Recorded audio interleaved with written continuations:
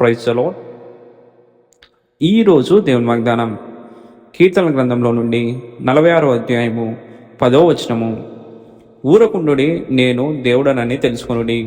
అన్యజనులలో నేను మహోన్నతుడనగుదును, భూమి మీద నేను మహోన్నతుడనగుదును.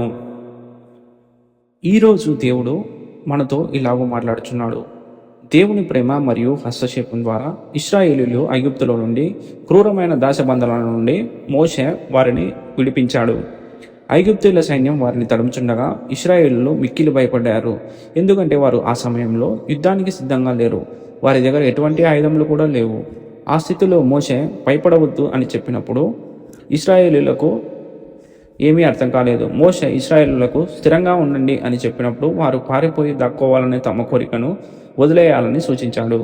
దేవుడు పరిస్థితిని స్వయంగా చూసుకుంటాడని, దేవుడు తానే ఐగుప్తీయులతో యుద్ధం చేస్తాడని చెప్పాడు. ఇశ్రాయేలీయులు మోషే మాట విన్నారు మరియు వారు దేవుడు ఎలా కార్యం చేశాడో చూశారు. ఇదే సత్యం నేడు మన కోసం కూడా వర్తిస్తుంది. దేవుడు మన కోసం నీటిని విడదీసి పొడవైన మార్గాన్ని ఇవ్వకపోయినా ప్రతి పరిస్థితుల్లో మనతో ఉంటాడు. మన కోసం యుద్ధం చేయాలని ఆతృతగా ఎదురుచూస్తూ ఉంటాడు.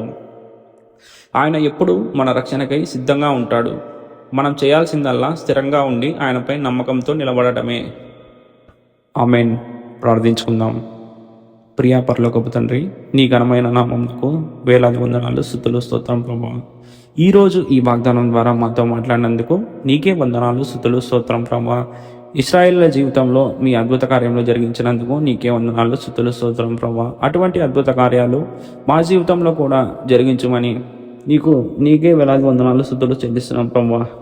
ఈ విశ్వంలో అత్యంత శక్తివంతమైన వానివి నీవే ప్రభువా. యేసయ్యా, నీకే స్తుతి, స్తోత్రం ప్రభువా. నా కోసం మీరు పోరాడేలా నిన్ను స్థిరంగా ఉండేందుకు నాకు సహాయం చేయమని నజరేయుడైన యేసయ్య అతి శ్రేష్టమైన నామంలో ప్రార్థిస్తున్నాం తండ్రి. ఆమేన్.